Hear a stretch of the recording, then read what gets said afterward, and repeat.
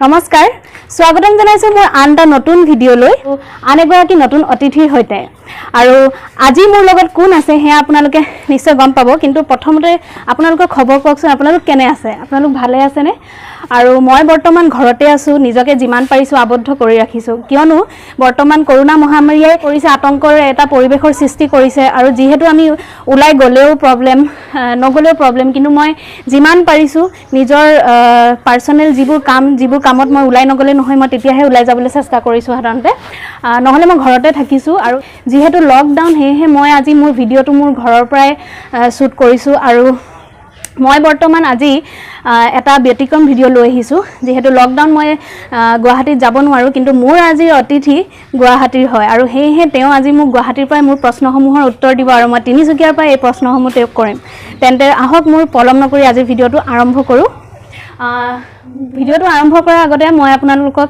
এটা কথা কৈ দিব বিচাৰিছো মই আজিৰ পৰা এটা ইউটিউব চেনেল খুলিছো ইউটিউব চেনেলটোৰ নামো মুক্তকণ্ঠই হয় আপোনালোকে আসলতে পেজত মোৰ লিংকটো দি দিম আপোনালোকে ইউটিউব চেনেলটোত গৈ পানে আপোনালোকে মোৰ ভিডিঅ'সমূহ চাব পাৰিব আৰু মোৰ ভিডিঅ'টো চাই কেনে লাগিলে কমেন্ট কৰি জনাব লগতে আপোনালোকে নতুন নতুন ভিডিঅ' পাই থাকিবৰ বাবে মোৰ চেনেলটো সাবস্ক্ৰাইব কৰি পানে বেল আইকনটো দবাই দিব লগতে কমেন্ট কৰিব লাইক কৰিব আৰু যিমান পাৰে শেয়াৰ কৰিব মই মোৰ ফালৰ পৰা যিমান পাৰিছো চেষ্টা কৰি আছো ভাল ভাল ভিডিঅ' আপোনালোকলৈ আগবঢ়াবলৈ আৰু আপোনালোকৰ কেনে লাগিছে আপোনালোকে মোক জনাব লগতে মোৰ ভুলসমূহ আপোনালোকে শুধৰাই দিব বুলি আশা কৰিছো তেন্তে পলম স্বাগতম জনাইছো মোৰ অনুষ্ঠানলৈ সৰংগদা আপোনাক ধন্যবাদ জুৰি তোমালৈও মোৰ ফালৰ পৰা কৃতজ্ঞতা থাকিল নিশ্চয় আপোনালোকে গম পাইছে যে মোৰ আজি অতিথি কোন হয় বৰ্তমান চলি থকা চেনেলৰ ধাৰাবাহিক আউখী জোনাকৰ প্ৰদুন্য মানে আমাৰ অসমৰ জনপ্ৰিয় অভিনেতা সৰাংগ বৰদলৈদা আজি মোৰ লগত থাকিব আৰু মই সৰাংগদাৰ লগত তেওঁৰ ব্যক্তিগত জীৱনৰ লগতে তেওঁৰ কৰ্মজীৱনৰো বহুত কথা জানিবলৈ চেষ্টা কৰিম আৰু আপোনালোকে ভিডিঅ'টো সম্পূৰ্ণকৈ চাব তেতিয়াহে গম পাব মই তেওঁৰ লগত কি কথা পাতিছো সৰাংগদা কি খবৰ আকৌ লকডাউন ঘৰতে আছে নিশ্চয় কি কৰি পাৰ কৰি আছে সময়বোৰ মই জানিব বিচাৰিছো আৰু আমাৰ দৰ্শকেও জানিব বিচাৰিব যে আপুনি কি কৰি পাৰ কৰি আছে সময়বোৰ কি মই ভালে আছো বাৰু লকডাউনত কি কৰি আছো বুলি ক'লে কি কৰি আছো মই বেছিভাগ সময় চিনেমা চাওঁ ৱেব সিৰিজ চাওঁ সেইখিনিতে মই বেছি সময় খৰচ কৰোঁ তাৰ উপৰিও মই কেতিয়াবা খোৱা বনাওঁ ঘৰৰ বিভিন্ন কাম কৰিছোঁ সেনেকৈও সময়বোৰ পাৰ কৰিব চেষ্টা কৰিছোঁ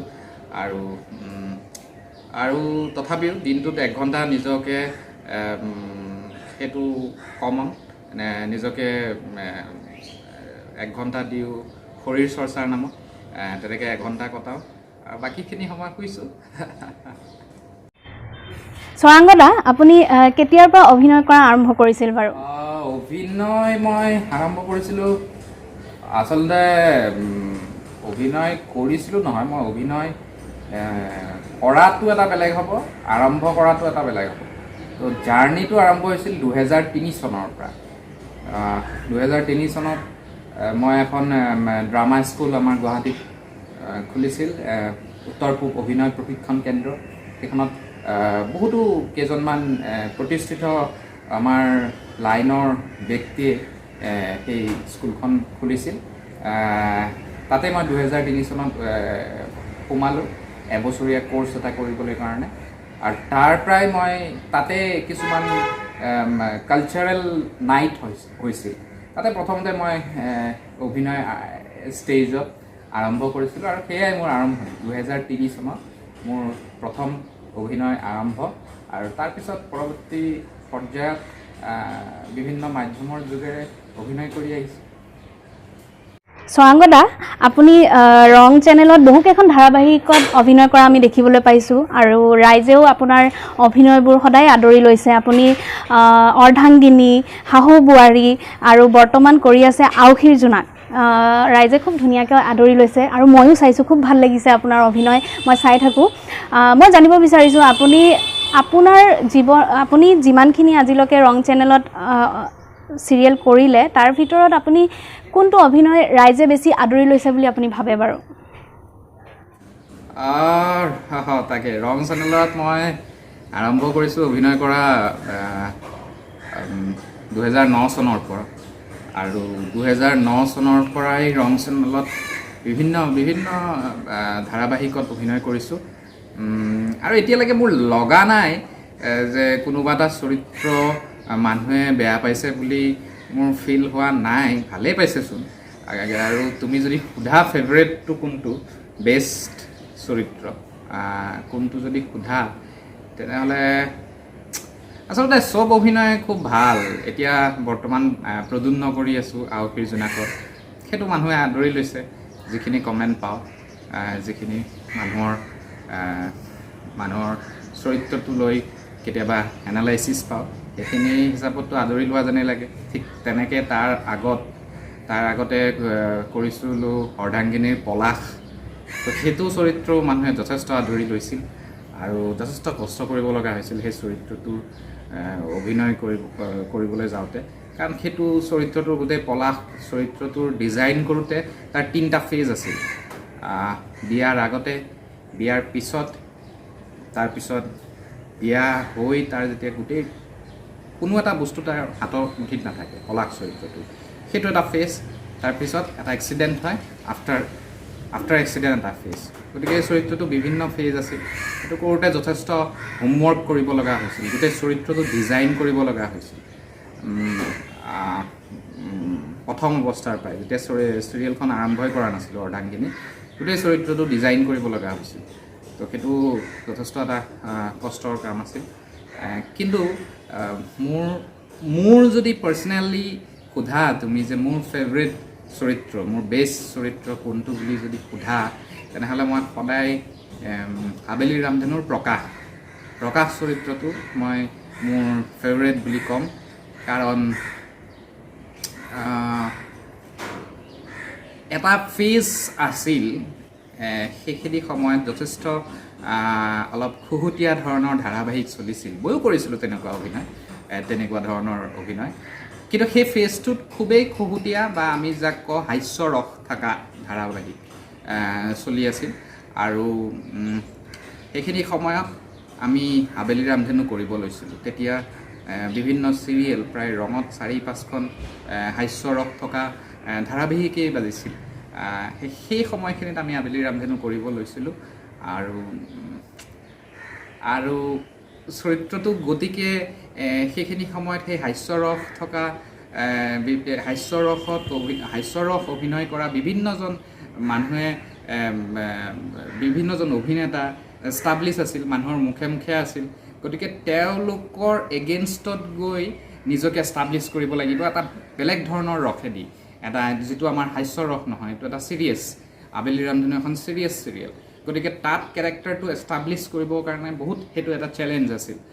আৰু সেই পৰিচালক, আমাৰ আবেলি ৰামধেনু পৰিচালকজনেও ৰূপকমল হাজৰিকা, আমি পাপুদা বুলি কওঁ, পাপুদাই মোক আৰম্ভণিতে কৈছিল যে এইটো এটা টান কাম, নিজকে এতিয়া বৰ্তমান যিটো ট্ৰেণ্ড চলি আছে, এগেইনষ্ট দ্য ট্ৰেণ্ড নিজকে এষ্টাব্লিছ কৰা।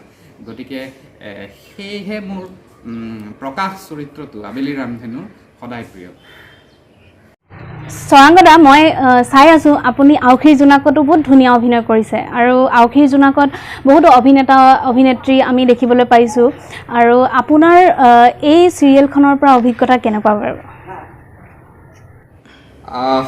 আউসীৰ জোনাক আউসীৰ জোনাক খুবেই ভাল মোৰ অভিজ্ঞতা, বৰ্তমান চলি আছে, খুব ভালেই অভিজ্ঞতা। আচলতে এই ধাৰাবাহিকখন মই প্ৰথম অৱস্থাৰ পৰা নাই, অলপ আধাৰ পৰা আছিলোঁ।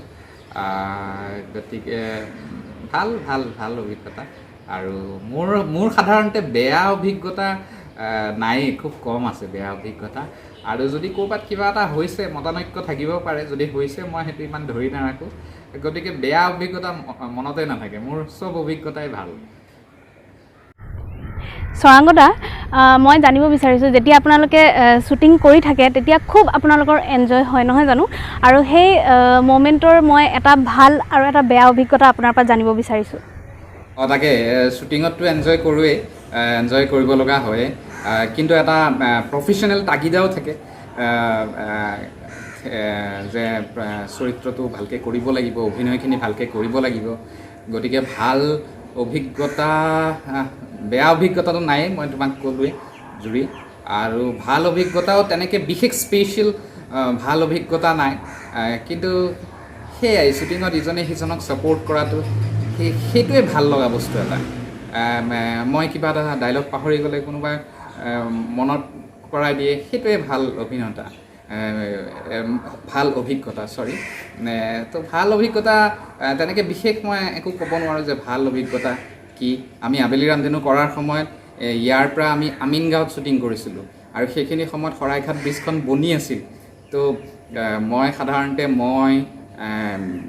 আমাৰ পৰিচালক একেলগে যাওঁ একেখন গাড়ীতে, আৰু তো সেইবোৰ এটা ভাল অভিজ্ঞতা। প্ৰায় 1.5 ঘণ্টা সময় লাগিছিল আমি শ্বুটিং ইউনিট গৈ পাওঁতে, লোকেশ্যন গৈ পাওঁতে, আৰু ঠিক তেনেকৈ আকৌ আহোঁতে 1.5 ঘণ্টা সময় লাগিছিল আমি ঘৰ আহি পাওঁতে। তো সেই 1.5 ঘণ্টা সময় আমি বিভিন্ন কথা বতৰা পাতি যাওঁ, আৰু কেতিয়াবা এনেকুৱা হয় যে ইয়াৰ পৰা ফাঁচী বজাৰমান গৈ পালোঁ, গৈ পোৱাৰ পিছত তাতে একাপ চাহ খাওঁ, ষ্টপেজ টাইপ। তো এইবোৰে ভাল অভিজ্ঞতা। আৰু মই এনেই পাৰ্চনেলি মই এনেকুৱা এজন ব্যক্তি, মই যেতিয়া মোৰ কামত যাওঁ মই মানে এনিটাইম ফূৰ্তিতে থাকোঁ।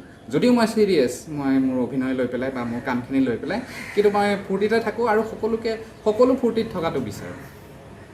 মই প্ৰেম সম্পৰ্কে আপোনাৰ পৰা কিছু কথা জানিব বিচাৰিছোঁ। আজি আমি স্বৰাংগদাৰ মনৰ কথা জানিম, লগতে তেওঁৰ প্ৰেমৰ সম্পৰ্কেও আজি মই কিছু কথা পাতিম। আপোনাৰ মতে প্ৰেমৰ সংজ্ঞা কি?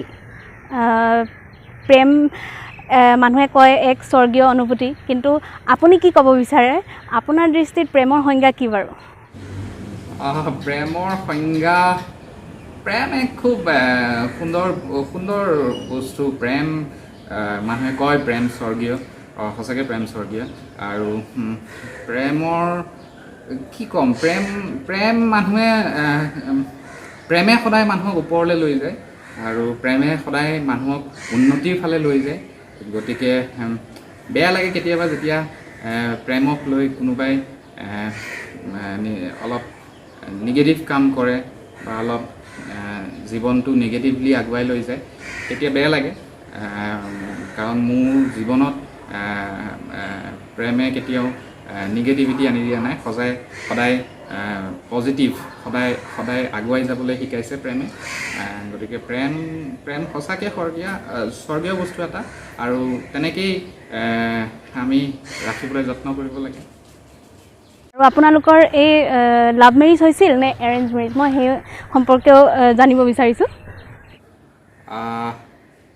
লাভ মেৰেজ, বৌৰ লগত অবভিয়াছলি লাভ মেৰেজে হৈছিলে, লাভ মেৰেজ। বৰ্তমান আপুনি আউসী জোনাকৰ বাহিৰেও বেলেগ কিবা কামত বৰ্তমান জড়িত হৈ আছে নেকি বাৰু? আউসী জোনাকৰ বাহিৰে আৰু বিভিন্ন প্ৰজেক্টৰ বিষয়ে ভাবি থৈ দিছোঁ। এটা পৰিকল্পনা আছে 2-এটা প্ৰজেক্টৰ বিষয়ে, তো তাৰ বিষয়ে চিন্তা চৰ্চা কৰি আছে, কিন্তু এতিয়াই নকওঁ, সময়ত তোমালোক সকলোকে জনাই দিম। স্বৰাংগদা, আপুনি ইন ফিউচাৰ কেনেকুৱা অভিনয় কৰিব বিচাৰে? কাৰণ প্ৰত্যেকজন অভিনেতা অভিনেত্ৰীৰ মন থাকে যে মই এনেকুৱা এটা অভিনয় কৰিম, বা মোৰ সপোন থাকে যে মই এনেকুৱা যদি চৰিত্ৰ এটা কৰিবলৈ পালোহেঁতেন খুব ভাল লাগিলেহেঁতেন। আপোনাৰ মনৰ সেই অভিজ্ঞতাও মই জানিব বিচাৰিছোঁ। আপুনি কেনেকুৱা ধৰণৰ অভিনয় কৰিব বিচাৰে বাৰু? আৰু লগতে আপুনি অসমৰ বাহিৰতো গৈ কিবা কাম কৰিব বিচাৰে নেকি বাৰু?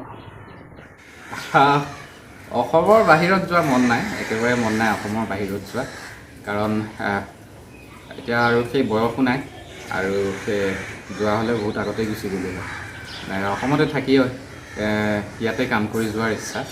আৰু কেনেধৰণৰ অভিনয় বুলি ক'লে, মই আচলতে অভিনয় কৰিয়ে ভাল পাওঁ, যিকোনো অভিনয় কৰি ভাল পাওঁ, আৰু কৰিও আহিছোঁ যিকোনো অভিনয়। মই চিৰিয়াছ কেৰেক্টাৰ কৰিছোঁ, তাৰপিছত তাত হাস্য ৰস থকা চৰিত্ৰ কৰিছোঁ, নিগেটিভ কেৰেক্টাৰ কৰিছোঁ। গতিকে বিভিন্ন ধৰণৰ চৰিত্ৰ মই প্ৰায় মোৰ আজি কিমান বছৰ হ'ল, 15 বছৰ মোৰ যি কেৰিয়াৰ, 15 বছৰ কেৰিয়াৰত মই বহুত চৰিত্ৰ কৰিবলৈ সুবিধা পাইছোঁ। গতিকে মই যিকোনো যিকোনো অভিনয় কৰিয়ে ভাল পাওঁ।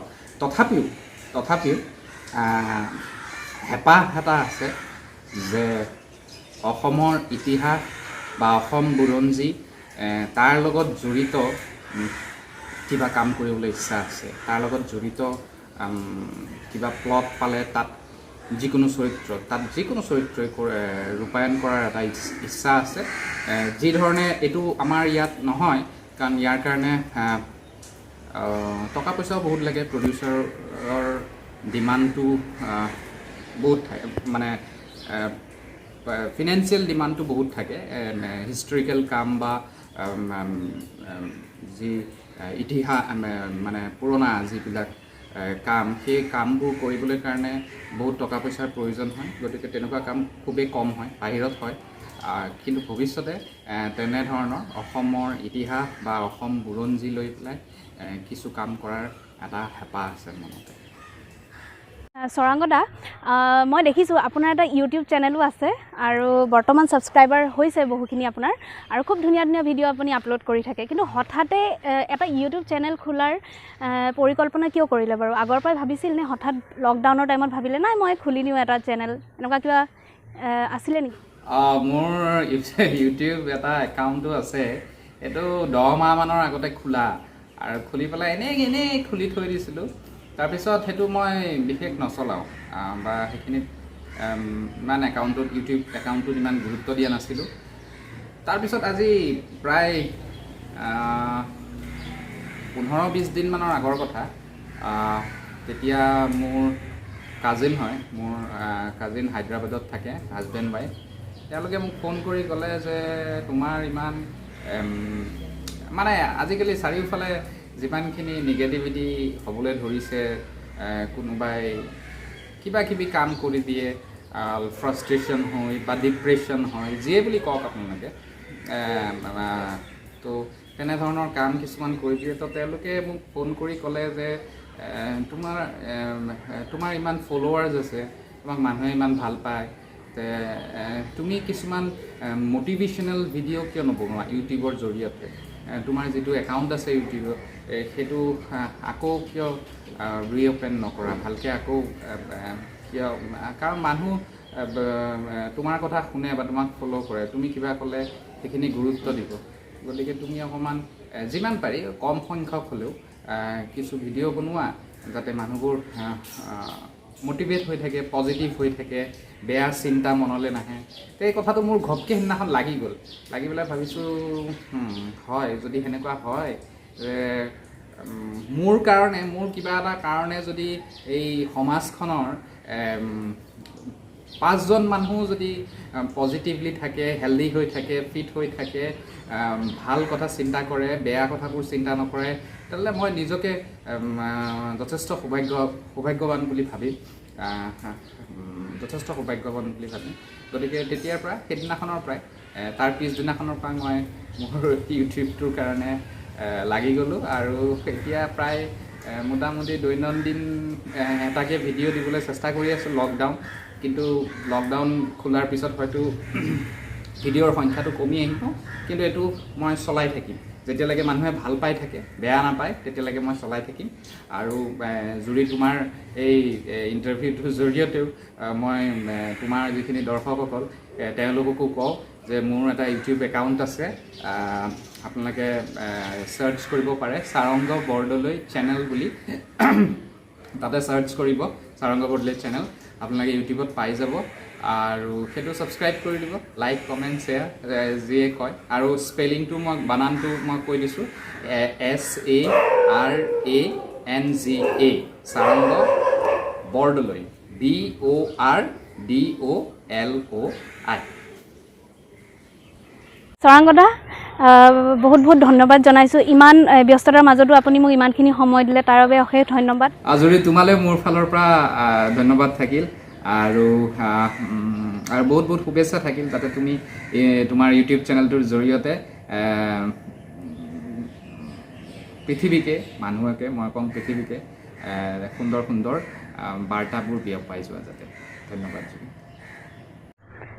তেন্তে ভিউৱাৰ্ছ আজি মোৰ ভিডিঅ'টো ইয়াতে সামৰিছোঁ আপোনালোকে মোৰ ভিডিঅ'টো চাই কেনে পালে মোক জনাব লগতে আপোনালোকে মোৰ ইউটিউব চেনেলটো ছাবস্ক্ৰাইব কৰিব কমেণ্ট কৰিব লাইক কৰিব আৰু শ্বেয়াৰ কৰিবলৈ নাপাহৰিব আৰু তেন্তে মোৰ আজি অনুষ্ঠানটো ইয়াতে সামৰিছোঁ আজিলৈ আহিছোঁ বাই বাই